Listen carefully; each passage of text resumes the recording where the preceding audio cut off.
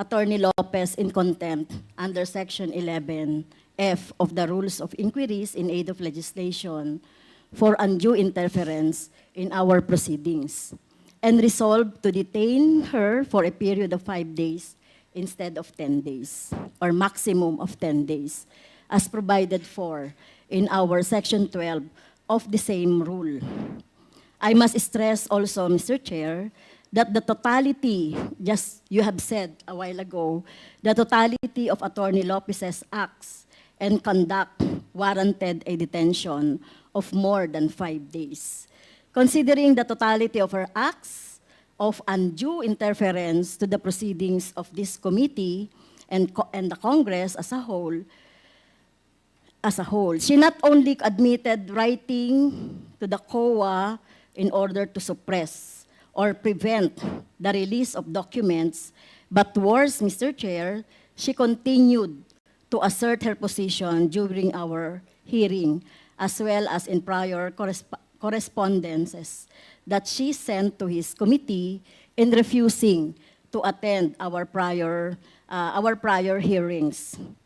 But by virtue of her conduct, the committee was deprived of invaluable information necessary to allow it to perform its role of crafting legislation for the improvement of the country's system of governance and transparency, Mr. Chair.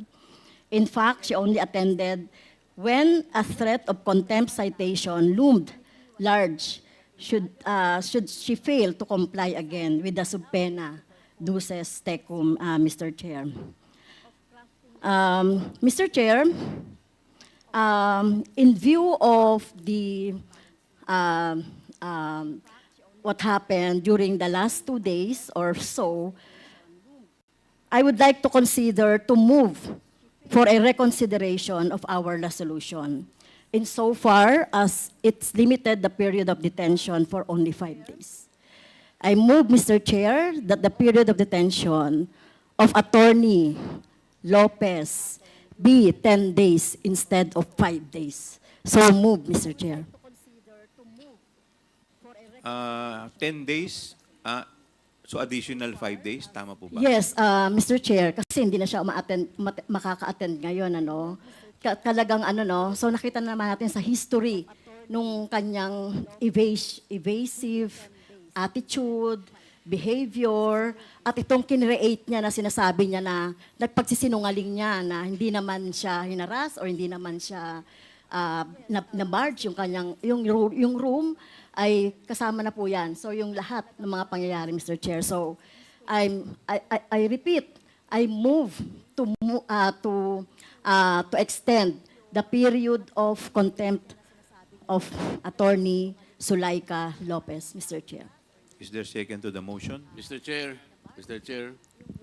Congressman Marcoleta. thank you, Mr. Chair. Before an action may be taken by the committee, may I know how the totality of evidence was evaluated that merited the contempt order by the chair? Congresswoman Castro. Mr. Chair, I'd like to Mr. Chair, may I I'd like to answer? apprise the Yes, court, Congresswoman Mr. Chair, Castro. So, that in the case so of sino po ang in-acknowledge niyo, This recognize, is, Mr. Chair? Congressman this is a point of Marcoleta. information, Mr. Okay. Chair. This is Yes. something that has to do with the rights Congressman of the liberty Marcoleta. people. In the court,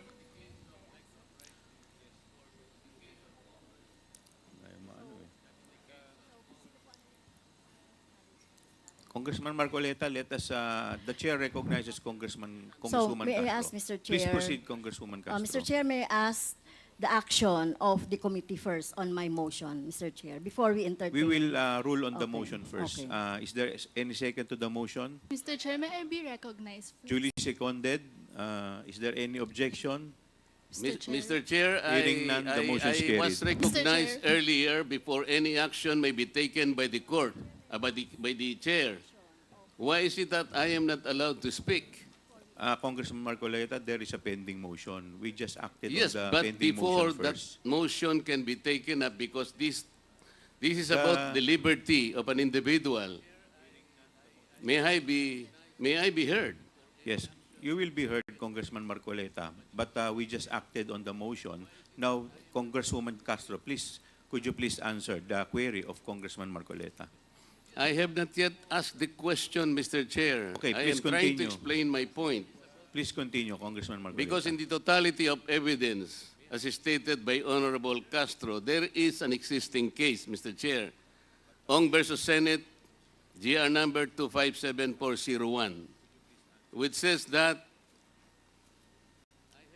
the court ruled that the determination of whether a testimony was false or evasive requires an assessment of the totality of evidence presented to determine whether a witness speaks truthfully or merely trying to evade answering the question directly.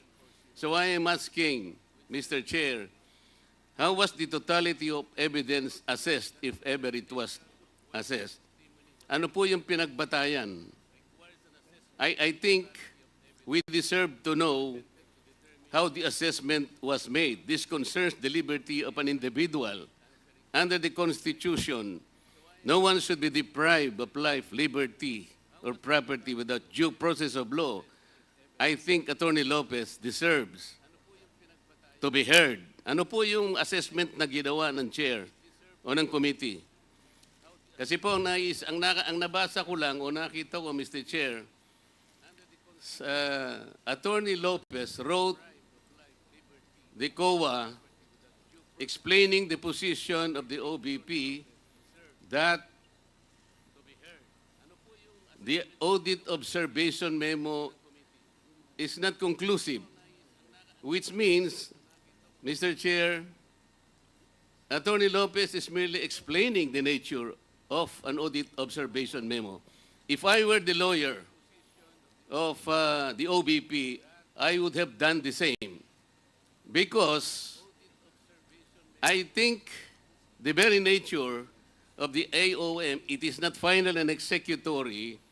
Why would the COA abdicate its mandate of auditing the transaction or the funds utilization of the OBP?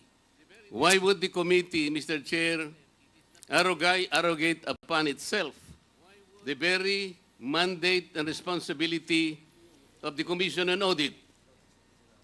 Article 9D, Section 2, Paragraph 1 of the 1987 Constitution, Mr. Chair, I will read. The Commission on Audit shall have the power, authority, and the duty to examine, audit, and settle all accounts pertaining to the revenue and receipts of and expenditures or uses of funds and property. Mr. Chair, this constitutional provision jibes with Section 25, Paragraph 2 of Presidential Decree 1445 or the State Audit Code of the Philippines, which says, to develop and implement a comprehensive audit program that shall encompass an examination of financial transactions, accounts, and reports, including evaluation of compliance with applicable laws and regulations. Meaning to say, Mr. Chair, the mandate and authority to audit accounts on the expenses or expenditures of government is only the COA. I believe it is my respectful submission, Mr. Chair, that this committee usurped that particular mandate and that will now put the Commission on Audit positions in a compromise, Mr. Chair. How will you now assess the authority, the integrity, and the mandate? It is an independent constitutional body which mandate rests upon them. And I think the audit observation memo, Mr. Chair, is still under process by the committee, by the Commission on Audit. Why would we take that responsibility from the Commission on Audit? Why don't we allow the process to proceed and complete their investigation. I am raising a constitutional issue before this committee, Mr. Chair. We cannot arrogate upon ourselves the principal mandate reposed to the COA. It is the Constitution itself which gave them that responsibility, that authority and mandate. Where in Article 7 of the Philippine Constitution, which is the grant of legislative power, can this committee arrogate upon itself that particular mandate? I would like that question to be answered, Mr. Chair. Thank you, Congressman Marcoleta. The chair would like to recognize the Honorable Congressman Paduano. Thank you, Mr. Chairman. Mr. Chairman, just to clear it out with regards to the jurisprudence that's cited by the Honorable Marcoleta with regards to Ong versus Senate, that is true, no? That the resolution of the Supreme Court favors Lincoln Ong, but that is a question of due process because Lincoln Ong was that time was cited in contempt. Now, question the case of Mr. Chair, I directed Andale the po. question to you. I am not yet finished my manifestation or answer to the query of the Honorable Marcoleta. Mr. Chairman. Mr. Please Chair, wait was to be the recognized, Honorable... Congressman Marcoleta, Mr. wait to Chairman. be recognized. Mr. Chairman, I have all Mr. the right. Chair, Paduano, you the have this. question was addressed to...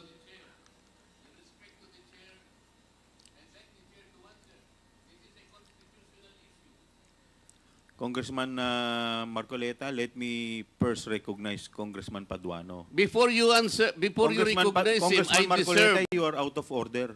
deserve, Mr. Chair, an answer. 1 minute suspension is declared by the chair.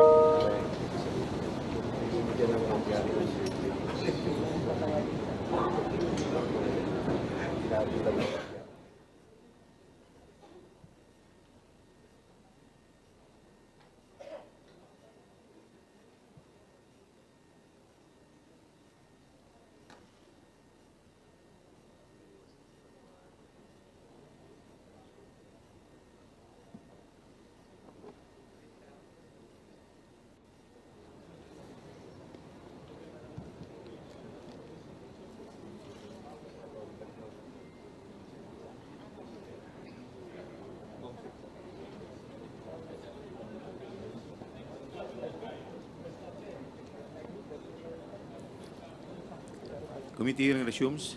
The chair would like to Mr. Chair? recognize Comsec.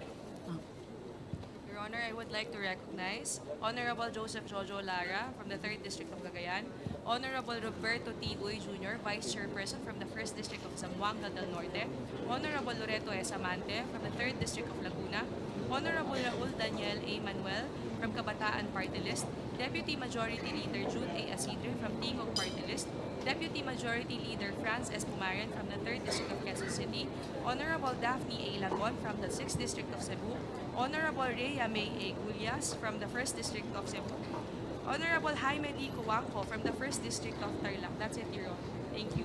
Thank you, Comsec. Mr. Before I Chair? recognize Congresswoman Franz Castro. Yeah, so before anything else, Mr. Chair, Yes.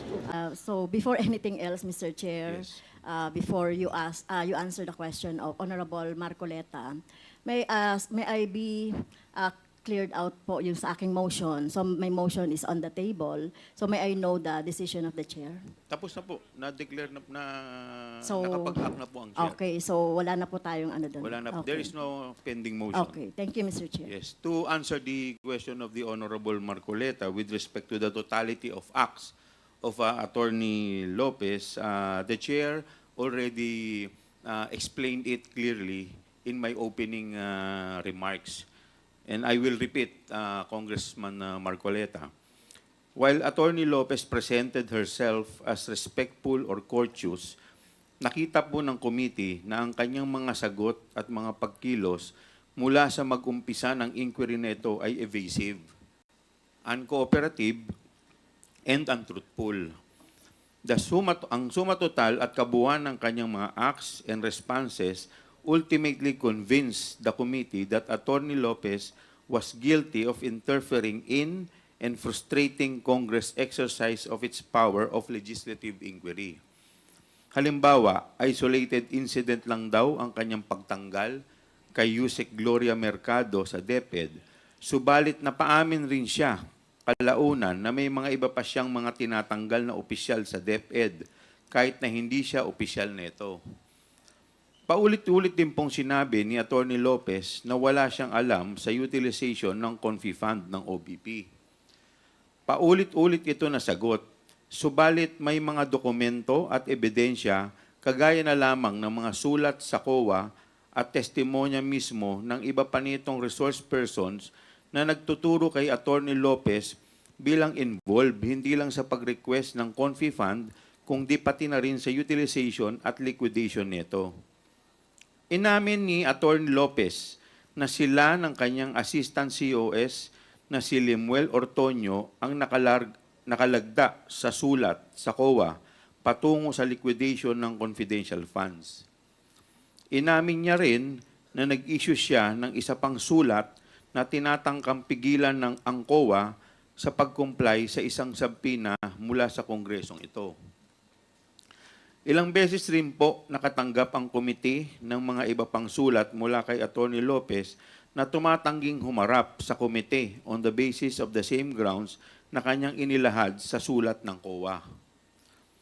Kung titignan po ang totality of Attorney Lopez acts, malinaw na mayroong clear, persistent, and willful attempt to interfere, frustrate, and defeat the inquiry undertaken by the committee. At dahil dito ay nahatulan siya ng contempt under Section 11F of our Rules of Procedure governing inquiries in aid of legislation. During the course of the hearing, Attorney Lopez was asked, tinanong po siya, kung sila po ay nagsampa ng kaso dito po sa Supreme Court, dito po sa request ng Kamara para humingi po ng mga dokumento at sinabi po niya ay hindi. Ang act po ng Congress, ito po ay nadesisyonan na noong nakaraang committee hearing at kung meron man pong question sa constitutionality na ginagawa po ng Kamara at any time po pwede po tayong mag-question sa Supreme Court via petition for certiorari. Maraming salamat po, Congressman Marcoleta. Mr. Chair, yun nga po yung tinatanong ko sa inyo kanina kung paano ginanap yung assessment ng totality of evidence. Sapagkat kung napansin po ninyo, isinama po yung di umano ay pagtatanggal ng ibang kawani ng DepEd na wala yatang ang pagkakatingin ko po sa mga minutes ay wala pong due process na pinagtatanggal po sila. Isa po yun yata sa ebidensya na ipinasok ninyo sa totality. Tama po ba? Isa lamang po yun sa mga napag-usapan po. Gusto ko lamang pong puntuhan Tama yun po. sapagkat ako po bilang isa, tinanggal po ako sa lahat ng aking committee. Hindi ko man lang po alam kung ano yung kasalanan ko. I was not even informed. The first element of due process is notice. I was not notified. What did I do wrong? Wala po. Pero pinagtatanggal po ako, tinanggap ko naman eh. Pero wala pong due process. Yung po ang gusto kong ipaintindi rin. Pati nga po yung membership ko sa Commission on Appointments na wala namang kinalaman dito sa gawain natin sa Kongreso, tinanggal din po ako ron.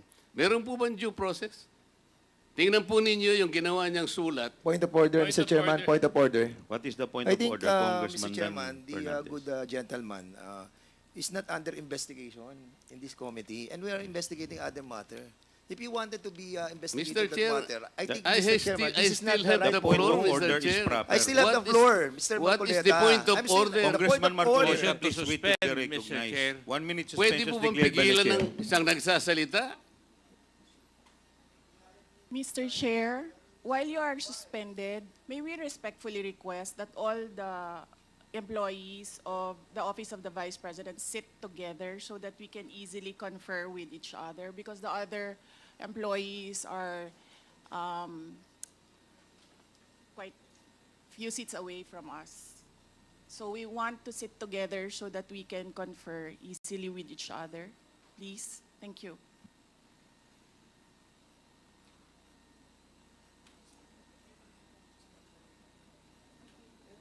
Point of order, that's the second highest motion. So he has to respect it, the point of order of, no. You know, May I proceed, Mr. Chair? I'm sorry, sir. Tinanong kita kanina, sino ang appointing authority? USEC ng ASEC. Anong sagot mo? Secretary. Hindi mo pa po- alam. Hindi pa po ako nagsumasagot. Hindi mo. Nakita kita, sumagot. Camera. Kita kita sumagot. Sinabi mo, Mr. Secretary. Chairman, motion to Hindi suspend ninyo alam for 5 lahat. minutes. 1 Na minute, ang President. nag-a-appoint One ay minute President. suspension is declared by the chair. Can we observe proper decorum, Mr. Chairman?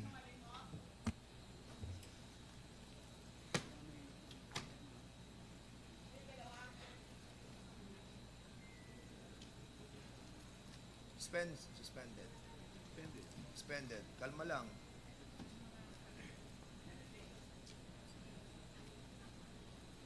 Kalma lang. Cool lang tayo, pare. Huwag tayo papadala.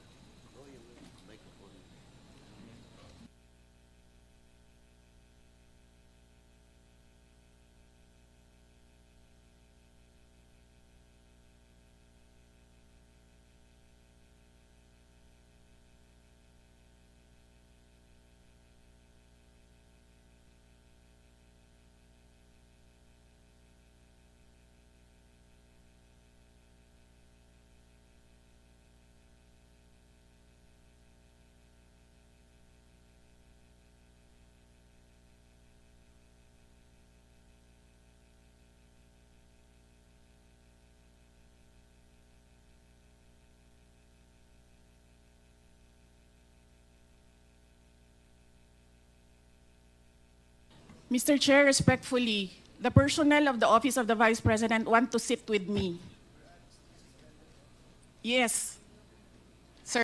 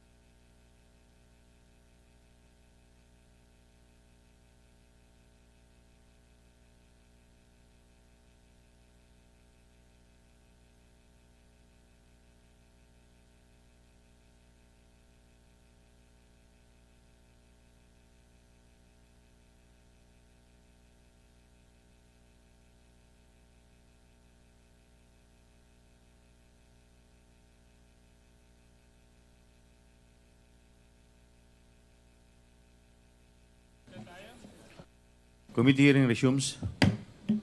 Mr. Chairman. Mr. Chair, Mr. Chair. Mr. Chair. May I be allowed? Yes, Madam Vice Yes. President.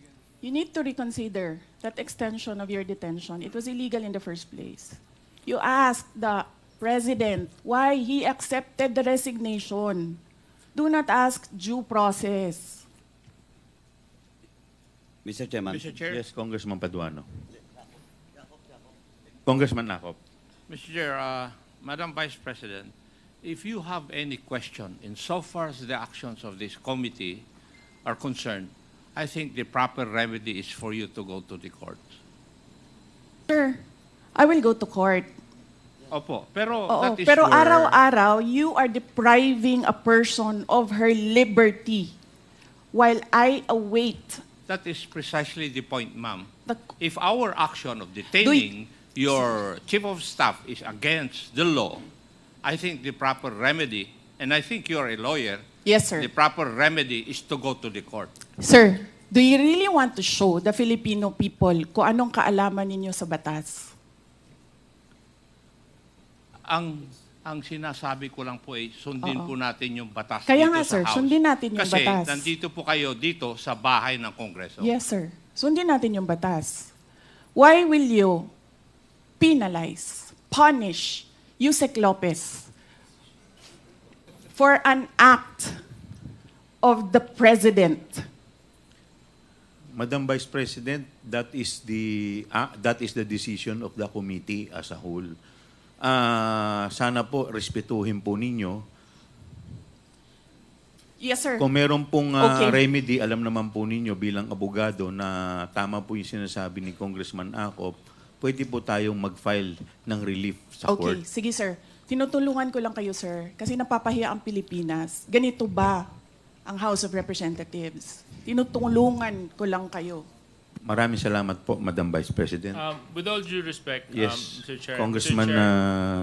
Chair, I move that we Deputy strike Speaker out. Yeah, I move that Suarez. we strike out that last comment said about the House of Representatives. I don't think that is warranted. Neither is it fair to make statements such as that. So move, Mr. Chair. Second. Is there any objection? Hearing none, the motion is carried. And Mr. Chairman, Yes, may Congressman we Dan remind all the Fernandez. resource persons to address the chairman kasi nakakawala po ng respeto sa committee na to kung hindi po natin i-address ang chairman. Maraming salamat po, Mr. Chairman. Financial funds. And in fact, issued the corresponding certification. Mr. Chair, wala kaming kakampi dito, walang maka-point of order para sa amin. How can you ask a resource person without Madam giving him Vice- copies? Without giving him Mr. copies? Chair, point of Madam order, Vice Mr. Chair. President, please wait to be recognized. Give him copies. Point of order. What is the point of order of the Honorable Yes, Castro? Mr. Chair, Representative Akop is asking our resource person, why is it that the Vice President is batting? Yes, Yes, the ma'am. point of order Hindi is po wala dapat kaming ganon. kakampi Proper. dito, ma'am. Pero dapat Walang pakinggan maka- 1 muna minute natin. recess order. declared by the chair. Well, point of order.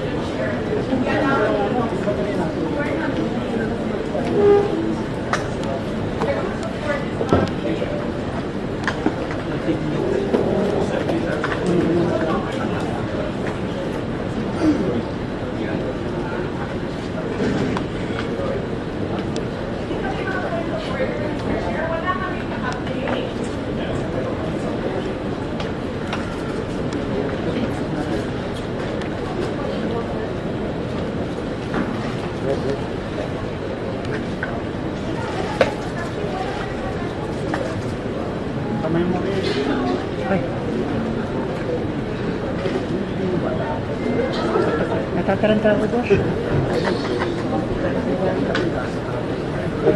First time ko rito.